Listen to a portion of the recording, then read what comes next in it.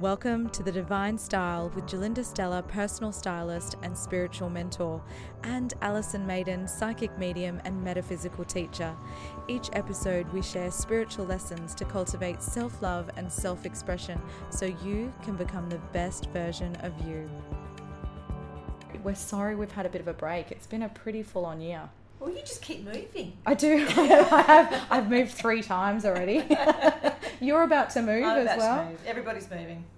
Yeah, it's been a tumultuous start to the year. So, and it is, isn't it? I mean, this is what we're talking about is all the changes that are going to be happening, etc. But we're going to do some fun stuff. I think these next few podcasts. I think we need to inject a bit of fun and maybe some laughter into it. Hopefully, Yes. for people.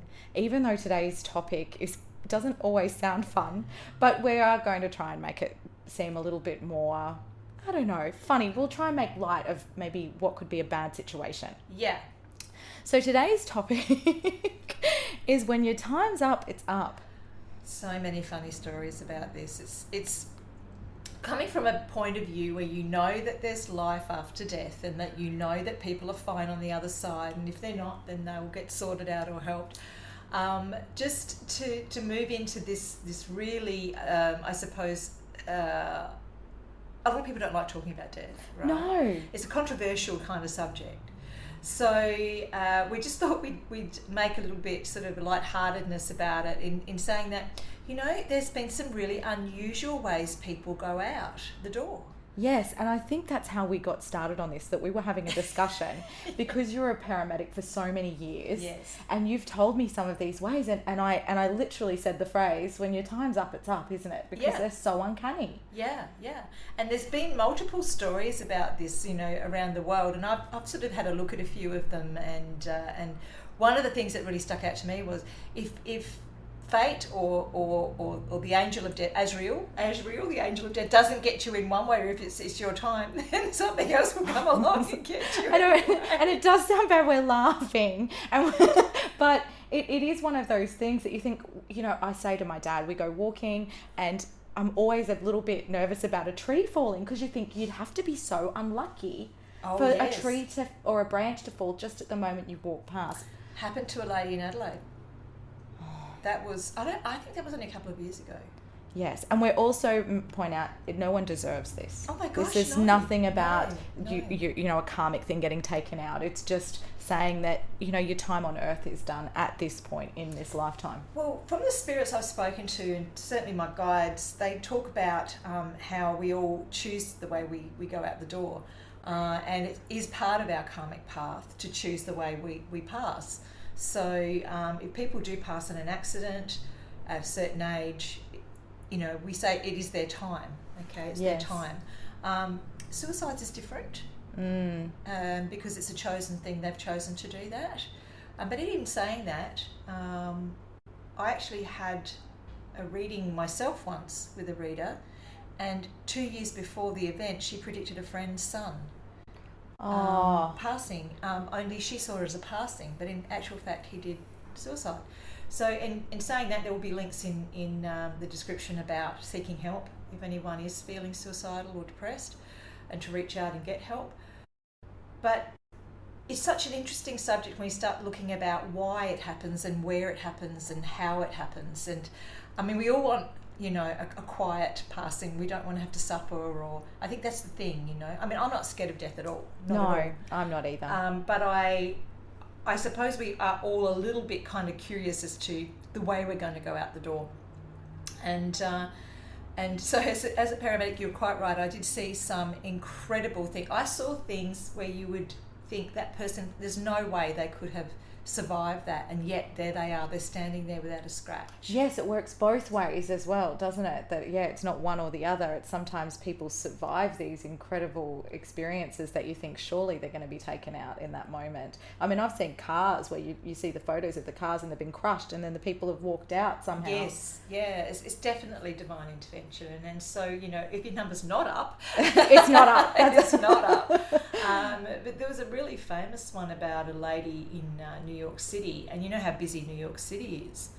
And this poor woman, I mean, I think she might have been a lawyer or definitely someone who was very busy and, you know, in the whole scheme of things, always in a rush. And she stepped between two cars in New York, and one of the cars backed up onto her. Just at that moment. Just at the moment that she stepped between the two cars, it backed up. Only that didn't kill her. The guys, you know, that were watching it were screaming at the guy in the car, and he managed to sort of, you know, pull off, and she'd had minor damage sort of to her legs, only to step back into the road and get taken out by a bus.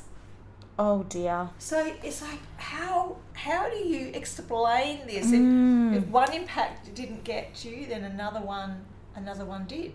So, and then when we go through the hows and the whys of those sorts of things, the people that are actually involved in this is all karmic. This is like, you know, the people that have actually had a part to play. Yes. Oh, you mean the people surrounding the actual incident as well. And I think, and I do want to backtrack slightly, because when I said it's not karma, I meant it's not like these people have done something bad and deserved it. And that's, I guess I wanted to make that clear. But yes, there is definitely karma involved as a whole. Involved in how it, and if we choose the way we go out, well, some of the things I've seen, you know, like I actually saw a lady once that had a pen in the back of, I think I've told you about this. Yes, one. This was the one that shocked me a lot. This was bizarre. So there was a pen in the parcel shelf of the car. And now we're talking a long time A parcel ago. shelf? I know, you need to right? help people with that description. What's a parcel shelf? Oh my God, I'm showing age badly today. So in the back of the car, in the window, there's like an area. Remember where people put their hats? Back in the day, where people put their hats. Okay. In the Volvo drivers with their bowling hats. Where the people put their hats. No, there's a shelf in the back of the sedan. Okay, where the back window goes down. So behind the seats, there's sort of like a little shelf. And it was not a good place to store things, clearly, because, you know, in an accident, for instance, it becomes a projectile in the car and can be quite dangerous. Yep. So... good warning. This is also a great helpful show. Don't put things on your parcel shelf. That's if they still exist. I don't know if they still exist. But in the scheme of things, you know, when you're looking at it logically, you go, yeah, I mean, if you put something behind you, high enough level with your head, and you suddenly come to a grinding stop, it's gonna fly, right? But this was crazy, because it wasn't like a big object, it was literally a ballpoint pen. So how fast, like, you see, I know that now I'm starting to try to think of logistics of how fast that pen would have had to have gone. It was over 100 k's, I can tell you that. And it actually came through the hole in the chair design. There was a hole in the headrest. Oh, which a lot of cars still have that. I think that's still modern. Have that. That's still modern. I sound like I'm 100 years old. I'm teasing. Anyway, it came through and it went into the back of her head, and did cause death, amongst other injuries. But but she may have survived. She may have survived that, but the other injuries got her. But you know, it's just crazy when you think about it. That it's, you know, someone arrives at the accident scene and sees this pen stuck in the back of someone's head. You'd think that somebody actually did it, wouldn't you? Yes. But it was a part of the accident. And another one that I went to with the car was actually impaled on. I don't know if you have them here in Queensland, but in South Australia they have the guardrails that go around. They're not metal guardrails that go around the corners of things to stop you from going over the edge, and that. Yes. Yeah, sort of. Well, this car had impacted itself on one of those, so the guardrail went straight through the car into the engine block, pushed the engine block into the passenger side of the vehicle, but sort of half on the driver's side as well. And so there was a space about this wide, and we got to the car and I looked inside and I couldn't see anyone, and I'm thinking, there's no way, the engine's actually sitting right into the car. So you're talking like a half a foot of space.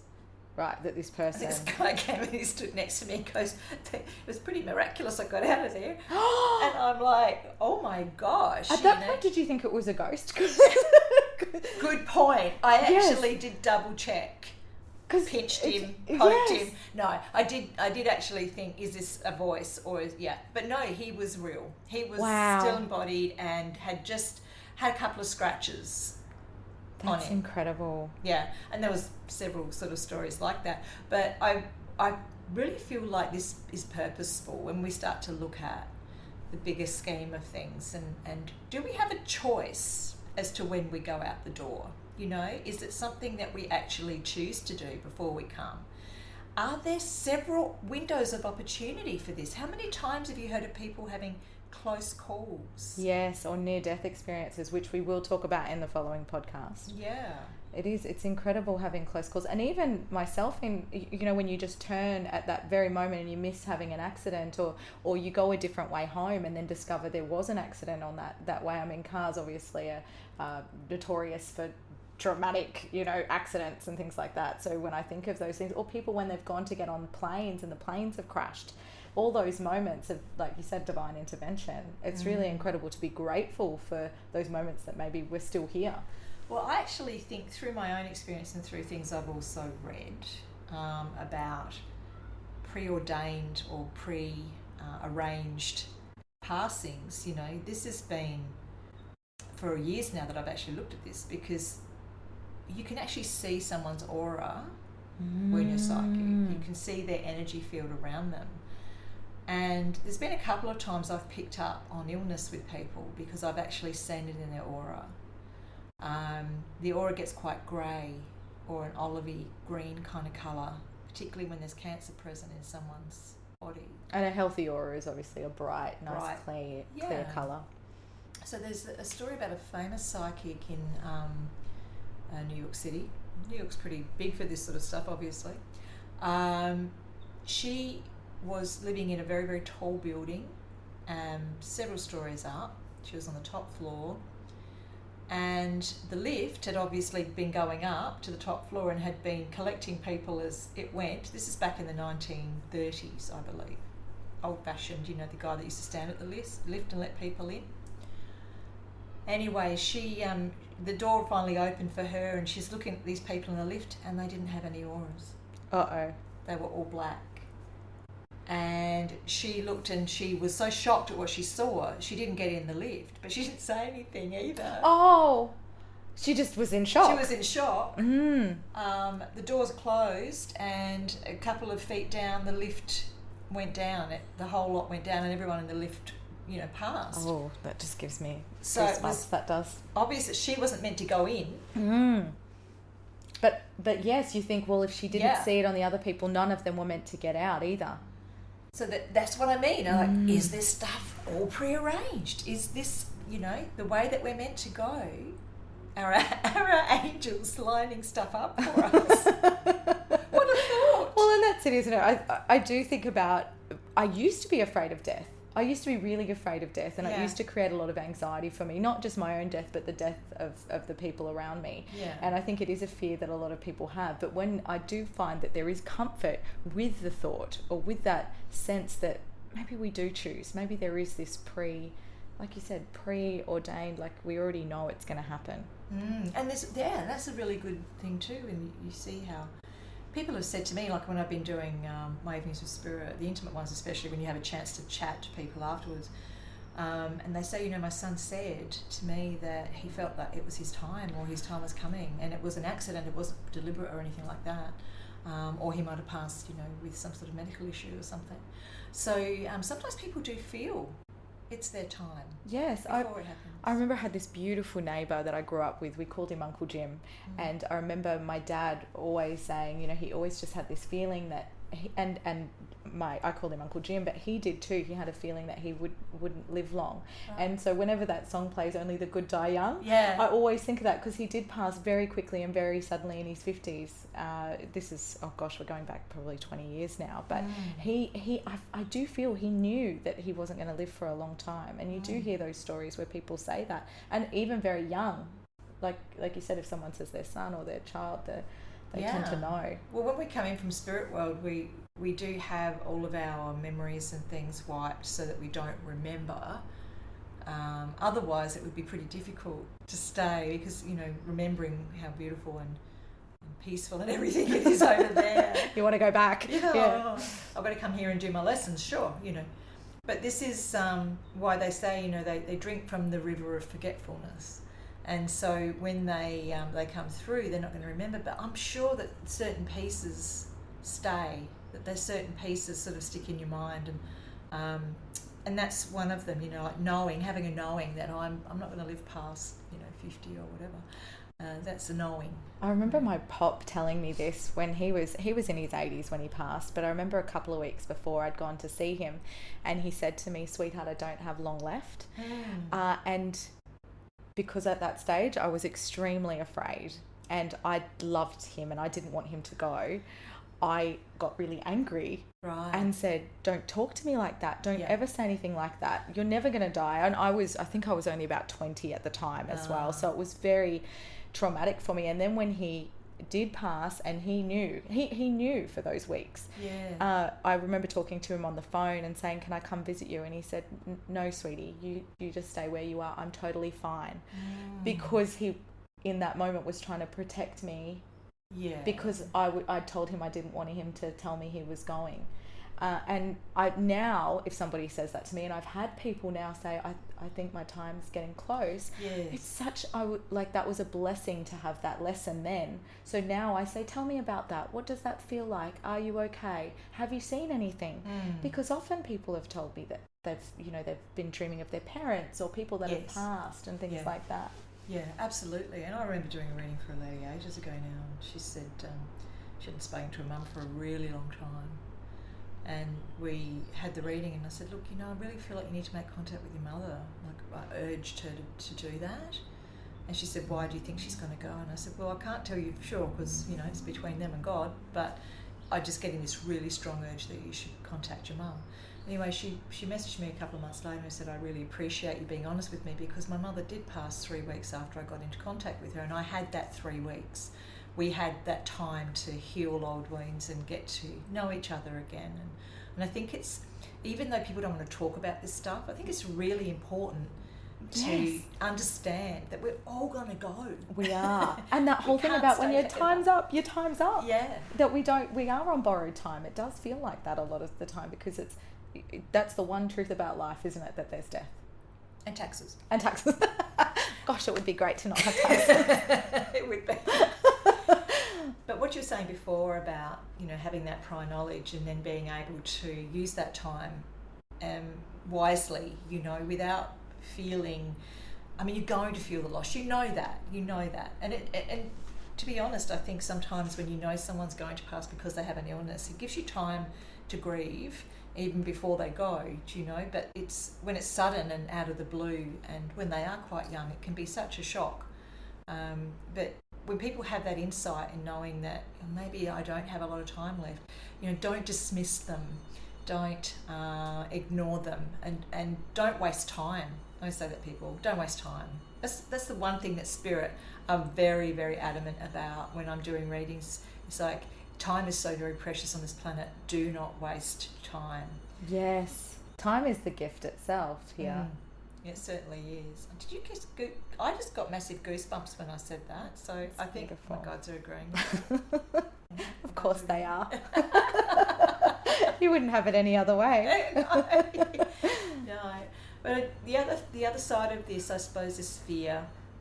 We should sort of speak a little bit about fear, because I know a lot of people fear death, and they fear the unknown, okay, and they fear leaving people behind.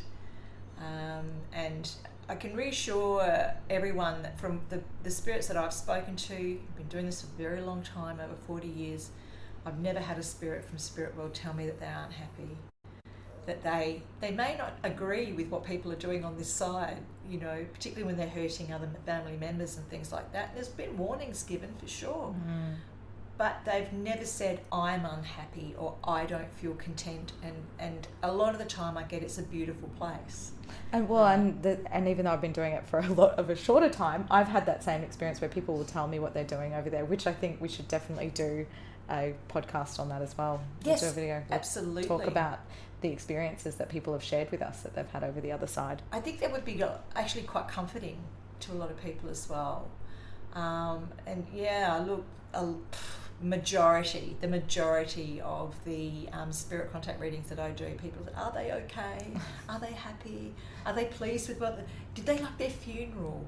You know, these are the sorts of questions that come out a lot. Do they like their headstone? They don't hang around the graveyard, guys. They don't, you know, like they're just looking at your life and being there with you in the sense of support and unconditional love and, you know, trying to help you through. And I think it must be really difficult to watch. I know that if I was watching my children grieve me, I would be pretty heartbroken on the other side to think that they were going through that grief. Definitely. And I have heard before, and I don't condone this actually, but I have heard before that sometimes people's grief is so deep and so long that it holds the spirit back.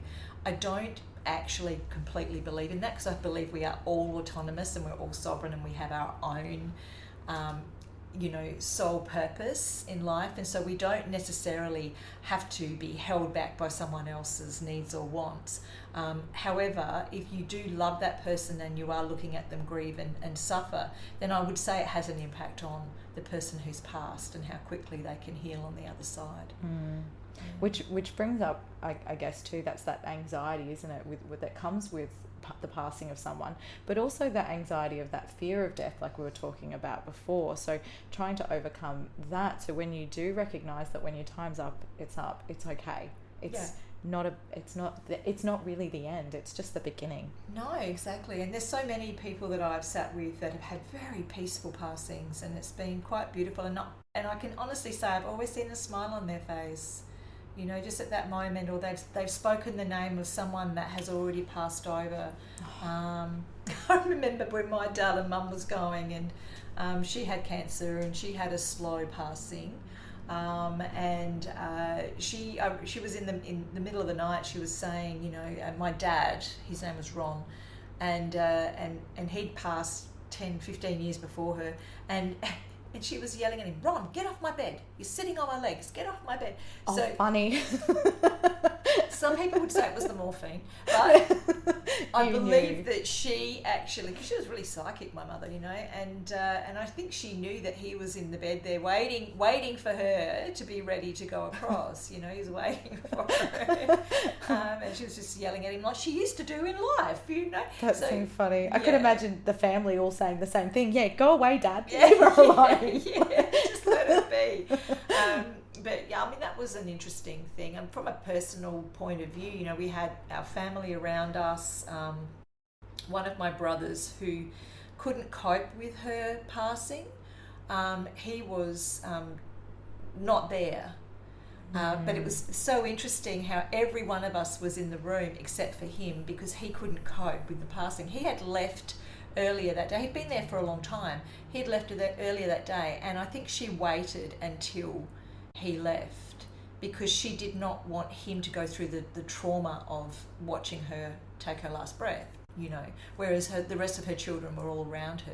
How amazing that even in that moment that you become so selfless, you know, to choose for the family. And we've spoken about your mum before. She was a very selfless human. Yeah, definitely.